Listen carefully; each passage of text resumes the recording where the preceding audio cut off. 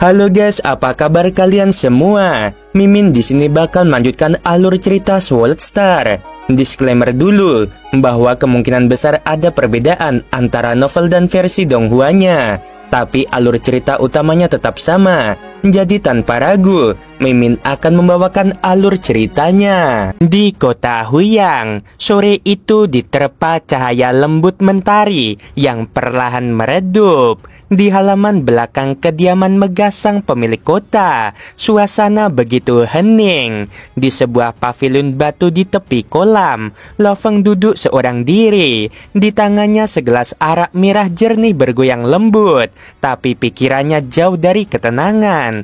Alisnya berkerut, matanya kosong menatap langit senja. Ia tampak seperti seseorang yang sedang berperang, bukan dengan musuh di luar, melainkan dengan dirinya sendiri. Langkah ringan terdengar dari kejauhan. Morosa melangkah masuk ke halaman dengan wajah penuh semangat. "Tuan," serunya gembira. Moyu Qingyan akhirnya menembus satu lagi teknik rahasia alam kekacauan primal. Akumulasinya meningkat drastis. Tak kusangka ia bisa maju secepat ini.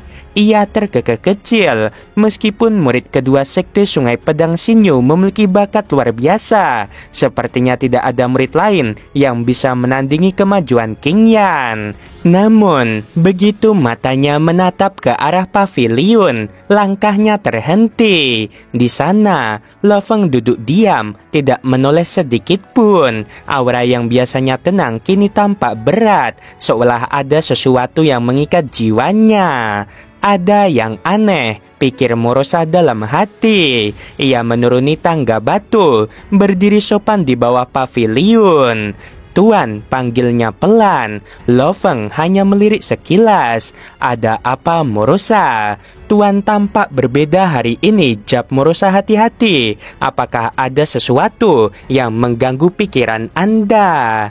Lo Feng menatap cawan araknya. Senyum samar muncul di bibirnya, tapi ada kesedihan di dalamnya. "Mungkin aku memang sedang terganggu," katanya lirih. Morosa berjongkok sedikit menatap tuannya dengan cemas. "Apakah tuan menghadapi masalah besar? Bila perlu, saya akan membantu sebisa mungkin." Lo Feng tertawa kecil, suara tawanya hampa. "Kau tidak bisa membantu, Morosa." "Mengapa tidak?" tanya Morosa dengan sungguh-sungguh. "Bukankah saya sudah melampaui alam kedua Raja Dewa? Jika masalahnya berkaitan dengan kekuatan, mungkin saya bisa membantu." Lo Feng menggeleng pelan. "Ini bukan tentang kekuatan." Ia menatap jauh ke arah langit. "Aku telah menghadapi sesuatu yang menimbulkan ketakutan luar biasa di dalam hatiku." Morosa terdiam menatapnya tak percaya. "Tuan, bahkan Dewa Agung pun akan gemetar di hadapan Anda. Apa yang bisa membuat Anda takut?" Lo Feng menghela napas panjang. "Aku sendiri tidak tahu bagaimana menjelaskannya. Rasa takut itu datang begitu saja, menembus pertahananku, dan kini menghantui setiap meditasi yang kulakukan. Ia membuat pikiranku kacau, dan kultivasiku menjadi tidak stabil." "Apakah itu semacam ancaman dari luar?" tanya Morosa khawatir. "Apakah ada musuh kuat yang menargetkan Anda?" "Tidak," jawab Lo Feng pelan. "Tidak ada ancaman fisik, hanya bayangan dalam hatiku." Morosa mengerutkan kening.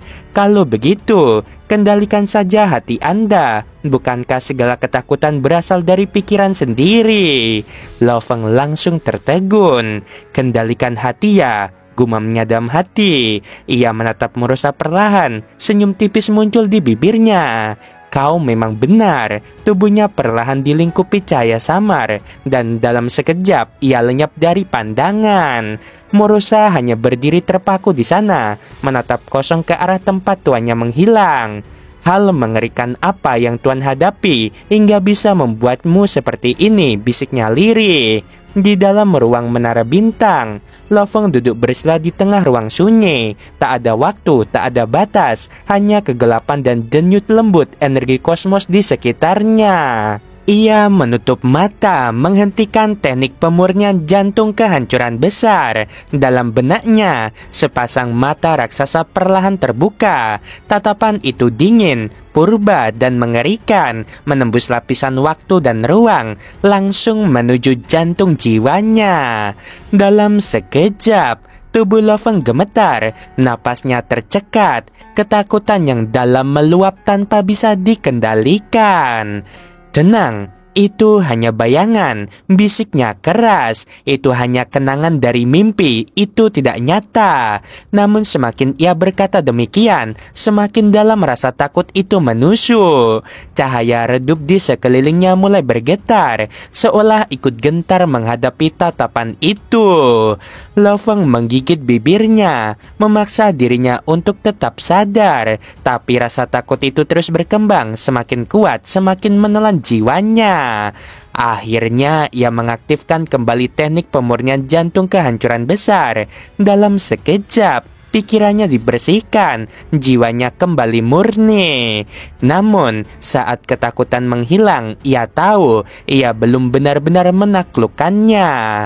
"Tidak, aku tidak boleh terus menghindar." Hari berikutnya, ia kembali memanggil bayangan itu. Mata raksasa muncul lagi, menatapnya tanpa ampun. Rasa takut menyeruak, tapi kali ini Loveng menatapnya balik, menolak mundur.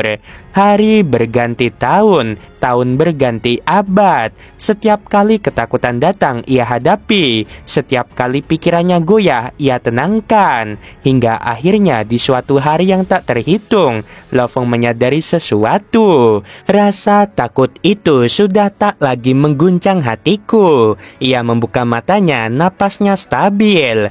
Aku telah menghadapinya begitu lama. Kini bahkan tatapan itu tidak bisa membuatku gemetar. Ia menatap ke dalam ruang kekosongan. Mata itu, apakah benar-benar nyata atau hanya ilusi dari alam mimpi? Loveng tersenyum. Entahlah, tapi jika ilusi itu bisa membuatku sekuat ini, maka itu adalah berkah, bukan kutukan. Tangannya terangkat, energi kehidupan dan kematian berputar di sekelilingnya. 9 cabang Dao yang telah ia pahami bersinar satu persatu. Kalau begitu, aku akan menciptakan teknik dari rasa takut itu. Ia mulai memadukan 6 cabang utama Dao kehidupan dan kematian, mencari keseimbangan sempurna antara kehancuran dan abadi, kematian dan kelahiran kembali.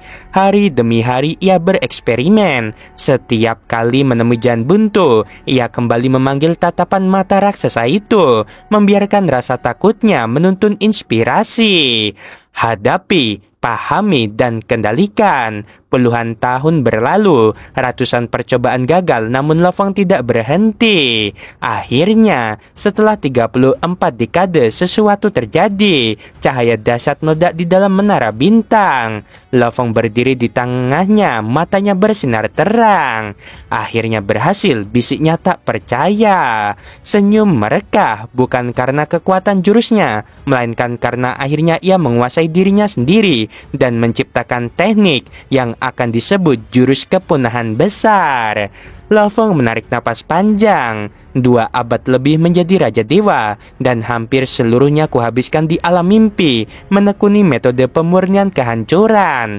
Rasa lelah yang halus muncul di wajahnya. Ia menatap telapak tangannya sendiri, seolah dapat melihat getaran jiwa di sana. Gaya kepunahan besar sudah selesai kuciptakan. Saatnya menenangkan tubuh dan pikiranku. Kali ini aku akan bersantai dengan teknik pemurnian 7 emosi. Dengan satu pikiran saja, tubuh avatarnya yang berpakaian hitam meninggalkan kota Huyang menuju kerajaan Si. Aku selalu ingin menghabisi 3 raja itu, gumam Loveng, melangkah ringan di jalan yang dipenuhi debu. Dendam guruku belum terbalaskan, tapi aku tak tahu banyak soal negara ini. Sudah waktunya melihat dengan mata sendiri. Perjalanan itu terasa berbeda. Ia menatap kota demi kota, mendengarkan musik, mencicipi makanan, menonton tarian, dan merasakan hidup. Di bawah pengaruh teknik pemurnian 7 emosi, setiap rasa jadi 100 kali lipat lebih intens. Tertawa, marah, Sedih, bahagia, semua terasa lebih nyata. Namun ketika mencicipi hidangan lain yang terasa buruk, ekspresinya langsung mengeras. Siapa yang berani menyajikan ini padaku? Sang koki gemetar. Tuan, murid saya yang memasak. Ledakan kecil bergema, restoran itu hancur berantakan. Tak jarang pula ia mengusir dewa sejati yang berisik di tengah pertunjukan. Aku datang untuk mendengarkan musik, bukan teriakanmu, bentaknya. Seisi ruangan langsung membisu. Para musisi pun memainkan alat mereka dengan ketakutan. Hari itu, Lo Feng tiba di Menara Angin Salju, tempat terkenal di kerajaan Xi. Ku dengar penampilan master Menara Salju termasuk 10 terbaik di seluruh negara ini. Tak yakin tempat ini punya anggur yang pantas untuk musik yang bagus. Musik pun mengalun. Seorang wanita bersayap putih berdiri di panggung. Wajahnya lembut seperti salju pertama. Seruling di tangannya memancarkan cahaya tipis. Dan setiap nada seperti menyentuh jiwa. Lo Feng terdiam, kenangan lama berkelebat. Masa mudanya, latihan di dojo, aroma masakan ibunya. Tanpa sadar air mata menetes di pipinya. Aku memasuki alam ilusi, gumamnya terkejut. Musisi ini luar biasa. Ia menatap sang pemain musik dengan penuh hormat. Dia pasti hampir mencapai alam kekacauan primal. Beberapa saat kemudian, di koridor menara, sang master berjalan sendirian hanya untuk menemukan pria berpakaian hitam duduk santai di ruang terlarang sambil menyesap anggur. Ini area tertutup, katanya dingin. Bagaimana kau bisa masuk tanpa menembus formasi? Lo Feng meletakkan kendi anggurnya. Shui Fengyu, wanita salju surgawi, bakat besar tapi dikendalikan oleh kekuatan misterius. Wajah sang master menegang. Ia menunduk hormat. Di hadapan yang mulia, hamba tak tahu apa yang Tuan kehendaki.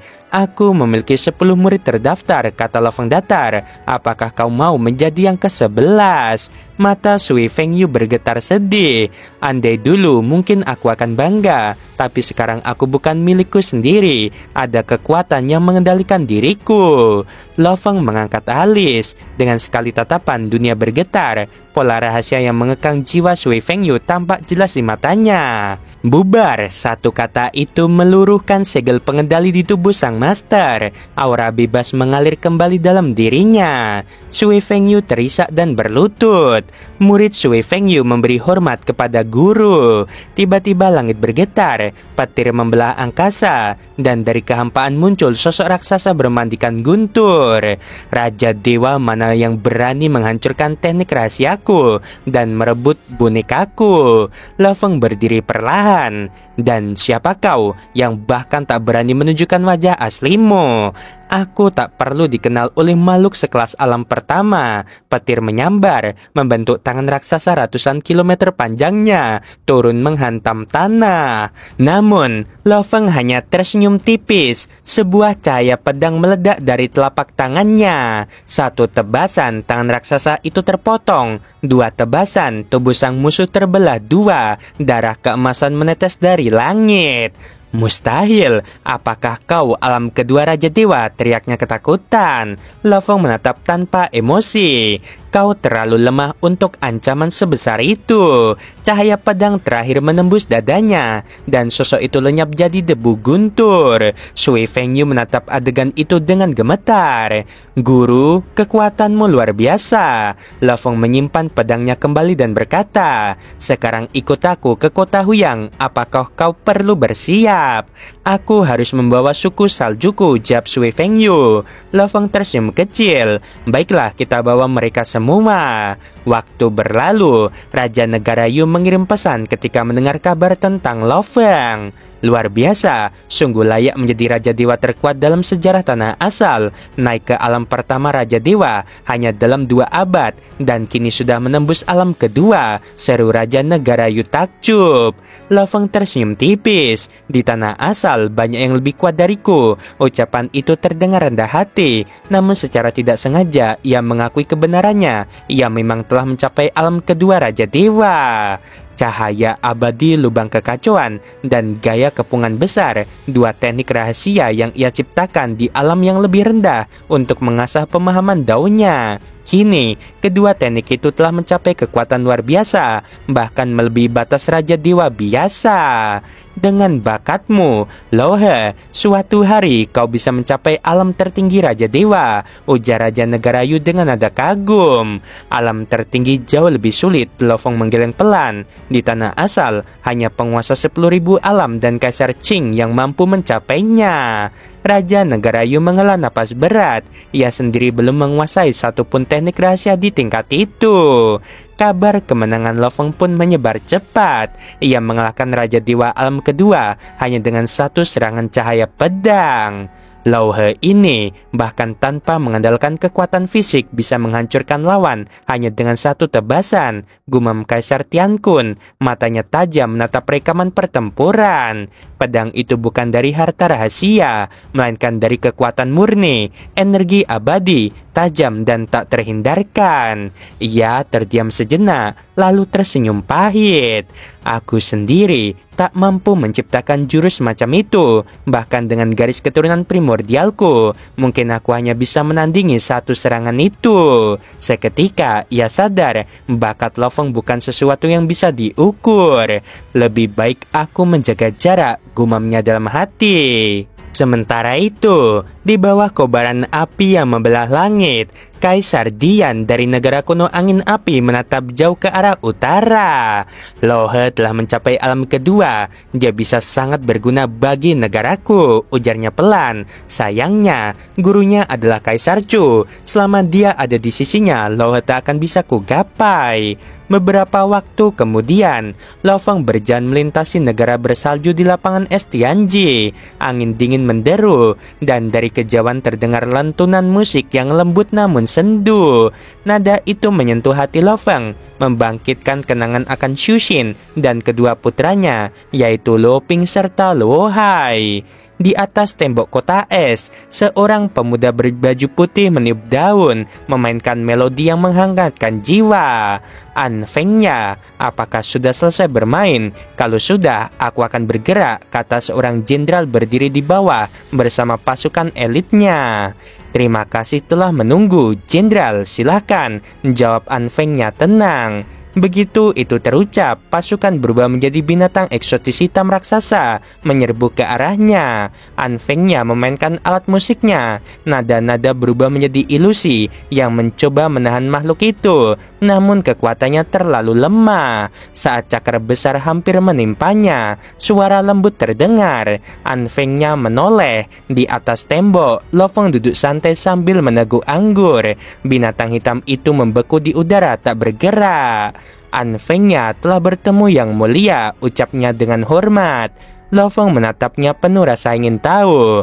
Apakah kau menolong penduduk kota dan melukai putra Raja Dewa Jiwiye?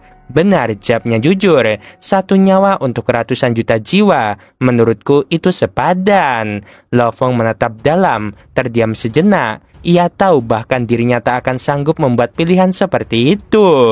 Kita semua adalah bagian dari langit dan bumi, kata An Fengnya dengan senyum tulus. Setiap kehidupan layak dijaga. Lofeng tersenyum kecil. An Fengnya, maukah kau menjadi muridku yang ke-20? An Fengnya tertegun.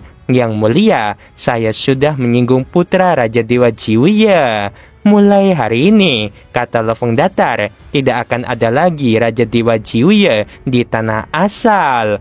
An Fengnya berlutut, suaranya gemetar namun penuh keyakinan. Murid An Fengnya memberi hormat kepada guru. Lofeng tertawa riang. Bagus, mulai sekarang kau bukan hanya pemusik tapi juga bagian dari jalanku. Membagongkan.